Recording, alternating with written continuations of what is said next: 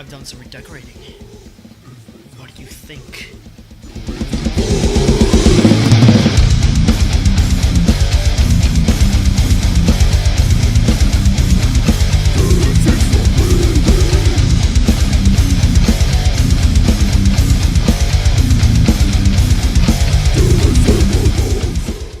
Hello, I'm the Gorehound to review the bloodiest things I can get my hands on, and this week in Anime BloodBath we're going to look at High School of the Dead. This show is highly regarded by fans and newcomers as the first zombie anime ever. In any other case, they would be wrong. Except for this one single fact. This is, in fact, the first apocalyptic zombie anime ever, and it deserves to be addressed as such.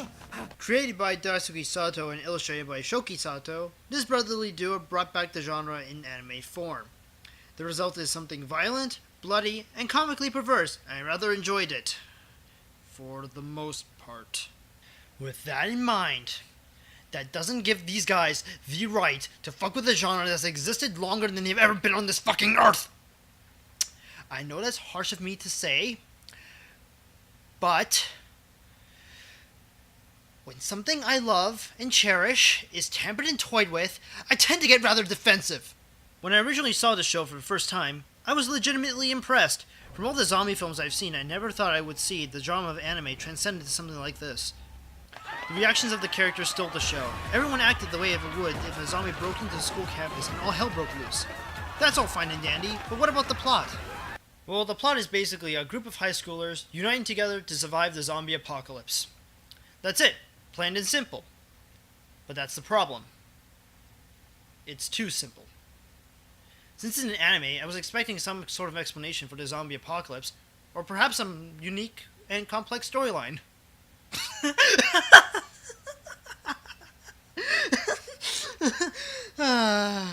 How foolish of me. The scenario of high schoolers battling the undead isn't covering new ground, since it's already been done before in American zombie comedy Dance of the Dead.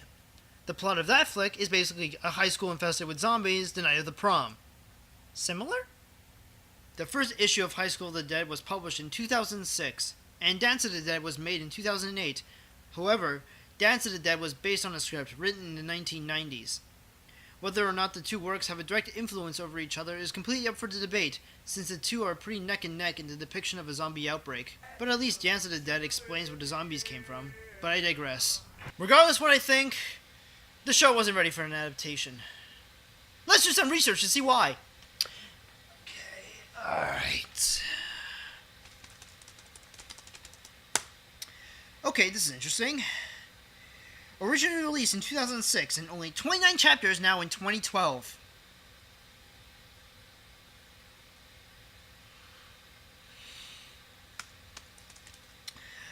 Went on hiatus from the end of 2008 until March 2010, with another short break in between May and July 2010, and now they're currently on another undetermined hiatus. Oh, I think it's in time to introduce a little segment I would like to call Message to the Creators. Because this holds so many unnecessary flaws to possibly a good show.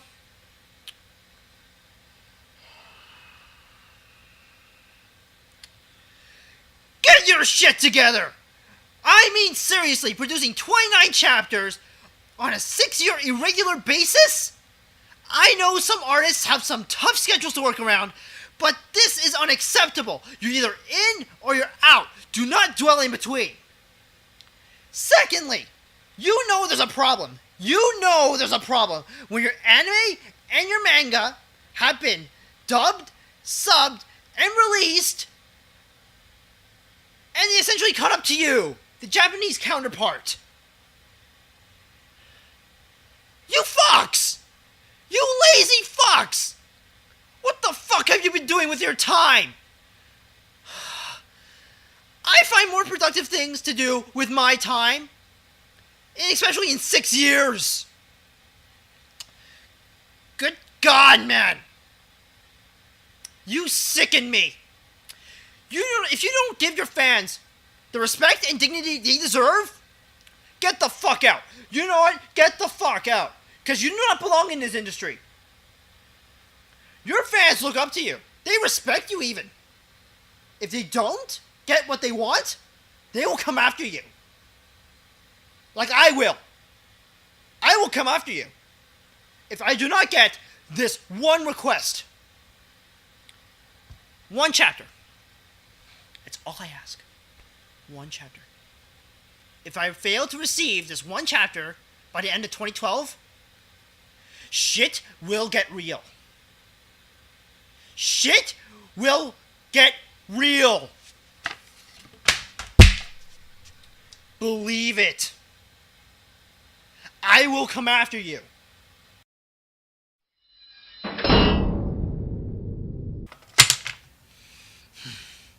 You have an extreme arsenal amount of movies, such as the Romero films and other sources of the undead. See these books?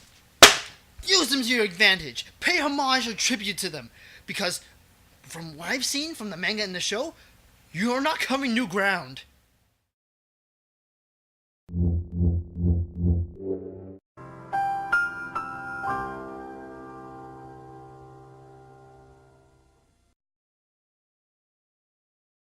Now, as much as I liked how the manga was a prime source and it was followed extremely closely, there are a couple things that bothered me. And by a couple, I mean a whole lot. Number one, the censor.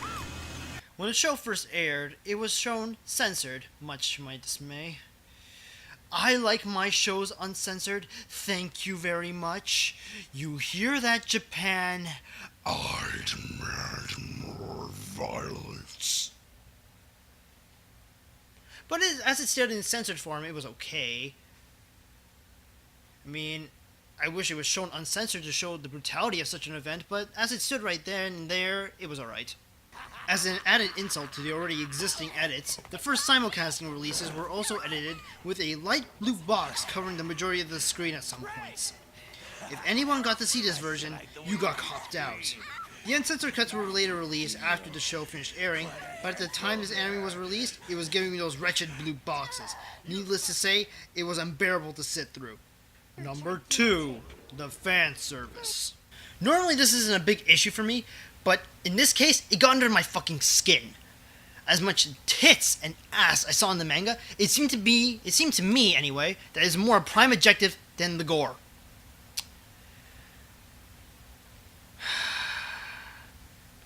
Not to mention, in some cases, it's fucking disgusting. I mean, panty shots of zombies? Dead chicks aren't titillating in the slightest. On top of that, in the anime, the violence has been toned down significantly from its manga counterpart. For instance, in the first episode, the first zombie the group kills is with a hardcore bludgeoning with a baseball bat. But upon impact, it cuts away to the floor as the blood collectively splatters downwards. That's pretty cool, but the manga one-ups this little feat by showing it in graphic detail. The zombie's eyes were bursting out of its skull as its cranium collapses upon the initial blow of the baseball bat. Now, when you compare this to that, it's still a disappointing zombie kill. Oh man, this is insane. Holy shit. Huh. We need to get the fuck out of here. I saw more tits flapping, ass and panty shots from both living and dead than I saw actual blood. I can't believe I'm getting copped out of blood for sex appeal. Even the PG-13 edit of Fido show more blood than your necrophilic fan service anime. Number 3. The constant use of referring to zombies as them. Hey man, you wanna jam with us? Help me! Help me! They're after me! Who's after you, bro? Them! Do I have to explain this further? It's fucking stupid! It's probably the most idiotic thing I've ever heard! Next to Clitic Nurse's divergenizing virgin hunt. The word them refers to a subject they refuse to name, but they name it anyway. And now since they call zombies them, the word them loses context. Would you think that such a term could be used for an undead being? This is like a disease caused by them. Them? The dead are attacking people left and right. But this isn't a movie or video game. That's why it's them. They bite people. And then they come back to life as one of them. Out of all the words you can think of when you think of zombies, you come up with a pronoun? I'm surprised that these characters have not been killed over this. I think it would go on something like this. Oh shit, it's them! No! The survivors! Oh. Survivors. Sorry about that. He'll be okay. Oh shit, it's them! Yeah, they're right over there. No! The zombies! What do you mean? Oh, fuck. Guys, don't leave me!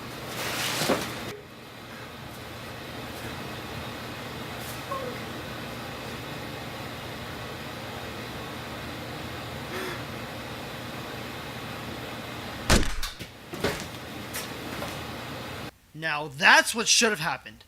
But holy shit! Them? You rendered a word completely useless because you cannot find other words to call them. You could have found another way around that.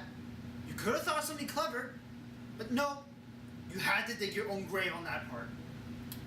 And speaking about the writing, why did the creators find it necessary to include the word dead in every single title card?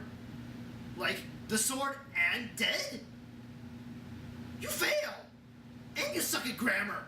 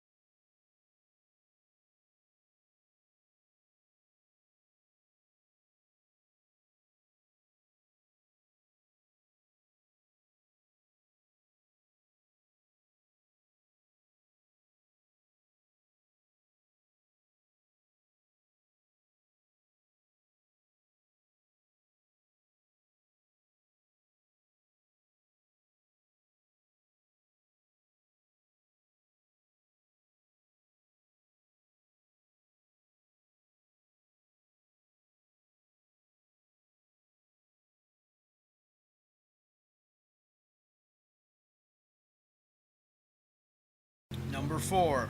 Zombie physics. There's so much here I can't even describe. The very moment I saw a zombie getting killed with a bamboo sword had me questioning whether or not these guys actually seen a zombie film. It's a golden rule to kill zombies is that you either have to remove the head or destroy the brain. However, in this show, you can just smack them away with a mere blunt object and they won't even bother to get up. This leads me to assume that either the zombie is killed by internal decapitation or they're severely encumbered. Either one I'm not buying. Let's just say for the sake of argument that they are killed by internal decapitation. How does that explain this zombie from Land of the Dead? Internal decapitation, my ass. And speaking about zombie physics in a zombie film or show, Most zombie adaptations are most likely grounded in a quasi-reality, so we won't see people mowing down zombies with their plain fists. That's just silly. The weapons play a strong factor into the realism set in the reality of the show, but at times, it's just too stupid to compute. So, for the sake of this review, let's take a look and debunk some of the weapons used on the show. The first weapon in our list is the bamboo sword. And, well, how do you melee kill a zombie with a bamboo sword? To keep it short, you don't! The purpose of the sword is not to kill someone, but is only used for sparring. If that's the case, then how are you supposed to kill an undead being? Dumbasses! Second on our list is the nail gun. I know some nail guns can fire without applying pressure to the tip of the nozzle, but for fuck's sake, you have to be kidding me! You cannot pick off zombies with headshots with the nail gun, since it's not an ideal weapon to penetrate the skull and brain of a member of the undead. It would merely phase them. Katanas. My personal weapon of preference, but not in zombie combat. The time it takes to get a good momentum on a swing like this would already make you zombie chow. This goes for all long-range weapons, including makeshift spears and baseball bats. This not only makes your job more difficult, but ensures you that you only get decapitations. Plus, you have to sharpen the blade every time before you go out to battle. What a fucking chore. Water pressure. You heard right. Water pressure. You fucking ass clowns! This is insulting. I know water from a hose is very powerful, but used to kill zombies? I'm now convinced that these guys are just making shit up as they go, disregarding all the mythos of these undead creatures to make up for their lack of storytelling capabilities. And it really shows. I would like to say that's all they fucked up, but lo and behold, they've succeeded. The final weapon that they fucked up is the shotgun. How? And more importantly, how? Fire! Man, what the hell? I aimed at the head. I only killed one of them? You don't know what you're doing! Because of the recoil, the muzzle moves off target, and the pattern shoots high. Shoulder the gun and lean into it! Aim around the chest! Shoulder the gun and lean into it. Aim around the chest and... Fire! Awesome! Oh man, they're way too many. After the shot, keep the aim on the target and pull the slide! Shift the muzzle just a tiny bit!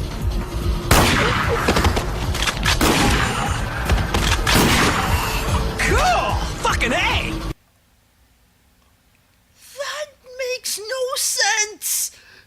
The recoil doesn't change the firing pattern of the gun? The gun is supposed to fire, like in a spread, like all shotguns do. But... fuck it, moving on. I like turtles. Okay, annoyances aside, I liked how this played out. I liked how the characters reacted and used their smarts and wit to stay alive, unlike some other zombie chow characters in American cinema. It almost seems natural that the show goes down this route to expand on showing on how the shit hits the fan when the infection spreads and when it begins.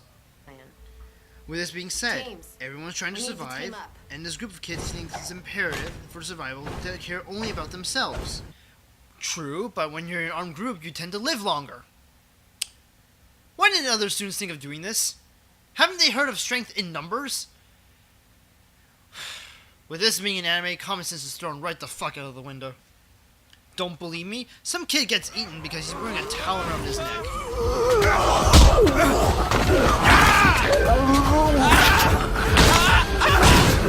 See what I mean? Now, this is what he should have done. Listen to Nick Cage, kid. He's very insightful. I also forgot to bring up the fact that if you team up with a sadist, a nerd, a child, a school nurse, your childhood friend, a gun fanatic, and a dog, that you're fucking invincible. I guess realism is gonna have to take a dive this time too. As a high expectation from a zombie anime, I expected an explanation how the virus started. Do they explain it? No! And in fact, no one, I mean No one wants to answer this question. Not even the plot does, because it has worse things to handle, like its poor use of character development. The character portrayed by the respective actors, in a nutshell, felt like they just existed for the sake of existing, and it offered nothing to really care about them other than the character's survival. A tip to all those who are trying to write zombie movies and shows: write good characters that we can sympathize and get along with. I know survival is a priority for your characters, but your character has to have some substance and depth so we can give a shit whether they die or not. Speaking about sympathizing with these characters, one of the main plot points, character arcs, whatever the fuck you want to call them, is about the sense of morality in an apocalyptic setting, and whether or not killing humans or zombies will break their mental state. If that's the case, then why do they hesitate picking up survivors who are about to die? Last time I checked, leaving someone for dead in any situation deteriorates someone's moral conscience. Damn it, keep it consistent! Very little is given on the backstory for each character. You would think with a runtime at 13 episodes, you would think you would see some character development, but you don't. Everything is rushed and skimmed over for the sake of time, and it doesn't really add to anything. I say roughly about 5 characters in the whole series have properly set personalities that have any development. Everyone else gets something breezed over and nothing more. It's the same in the manga, but at least in the manga there is at least some room for development, if they would stop fapping to the big titty 2D women and get back to writing, but that's still no excuse. The Walking Dead. Now, that's a zombie drama. It's violent, dramatic, and suspenseful. Everything this anime is not. Well, I can give credit where credit is due. The music's pretty good. The opening animation gets you needlessly pumped for the zombie action to come, even though it's lackluster at best. The song is quick, energetic, and catchy. The opening animation is made to look like complete eye candy with the stylistic visuals. However, the outro animation is a little bit different. Instead of having one song and using that throughout the series, they created 13 original pieces of music to play out the episodes.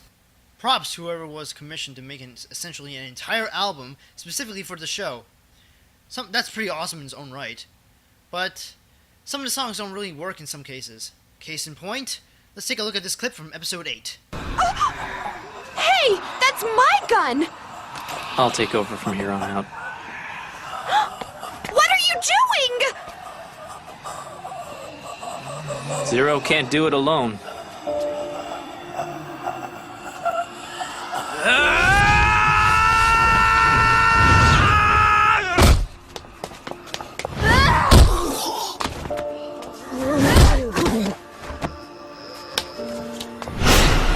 Come on, I'll go! I'll be right behind you!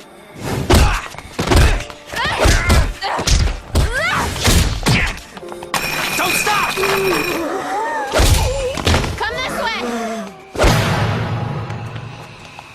Camaro, over there!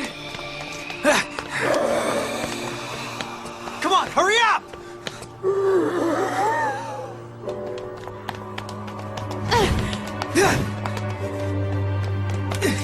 Oh, shit. They keep coming. This way, motherfuckers!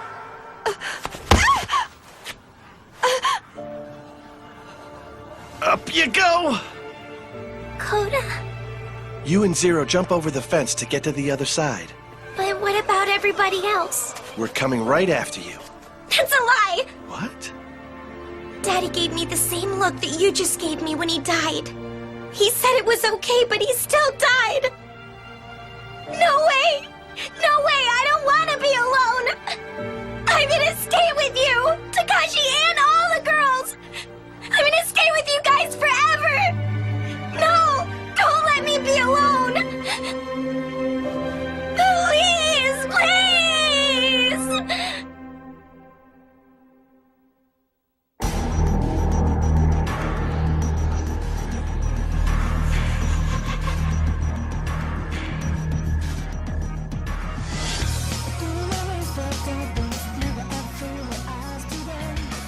Now, would you expect to hear that song after being left hanging with an open ending like that? I sure didn't. That doesn't feel right at all. But then again, this is a soundtrack to a mixed genre anime. Trying to appease the horror, ecchi, and schoolgirl aspects would have been disastrous. The songs were great in their own right, but I would have something more fitting to the darkness and brutality of this situation. Personally, I would have thrown a rockin' metal soundtrack to this anime. They did that with the last few episodes of Death Note, and that was pretty awesome. But I digress. With a big genre like this, you take what you can get. Also worth noting, the English dub for this anime, believe it or not, is really good. Now, I know where this is heading.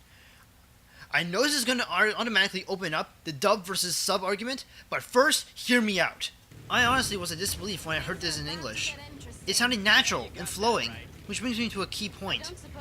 The zombie genre would for a very long period of time were strictly American-made productions, which also holds deep roots in American literature. This genre needed to be handled by people who were familiar with the material. This is where I can cut them some slack. They gave it a decent effort. The clusterfuck of genres were too much for this show like this to handle. Had they went into this show completely serious, with some comedic moments, it might have had its own distinct style, but to the show's credit, right now, it does, but it doesn't feel like a zombie film or show when it tries to be. The dub in this case is raw and uncensored, which is good because it's more the same shit we see in theaters or on DVD, so it doesn't alienate viewers. It does, however, bring nothing new to the table, and it's already been established in previous forms of media, and therefore, we hardcore zombie fans lose interest very quickly. Overall, it's the first apocalyptic zombie anime ever, but it won't be the last.